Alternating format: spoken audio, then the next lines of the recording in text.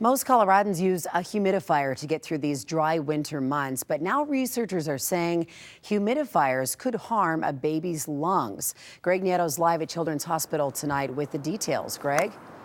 Yeah, Kelly, here's an article that we found. This is actually the published article that was co-authored by a doctor that works in this hospital directly behind us here along East Colfax. Of course, when you talk about humidifiers, they do help our skin and our sinuses, but one doctor who works inside this building says perhaps humidifiers now deserve a second look.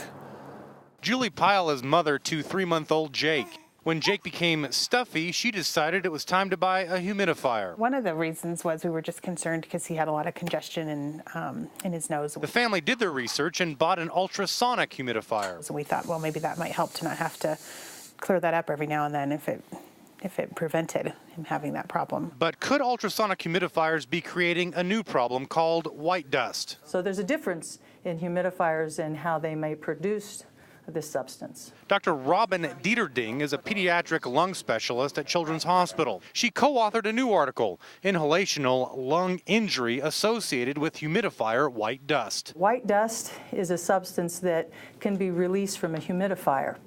And in ultrasonic humidifiers and in cold humidifiers, and it can be aerosolized into the air, and it can actually be found on tables. Dr. Dieterding discovered these findings while treating a young Utah boy who developed serious lung problems after mom and dad used an ultrasonic humidifier in his room. The boy was referred to Children's Hospital. You have to watch that you keep your humidifier clean. You have to watch that you use distilled water in those humidifiers that bubble and don't produce steam. And if you have those symptoms with white dust, make sure you tell your doctor. Good information for parents like Julie Pyle, who only want the best for their children. If it is harmful, I guess, we'd probably decide not to use it. And again, Kelly, it is important to point out the doctor who co-authored this study is not saying folks should not purchase an ultrasonic humidifier. She's only saying that if you do, as she mentioned there in the piece, that you should make sure it's clean and also to use, as opposed to purified water, distilled water. Once again, she also adds there's further research that needs to be done.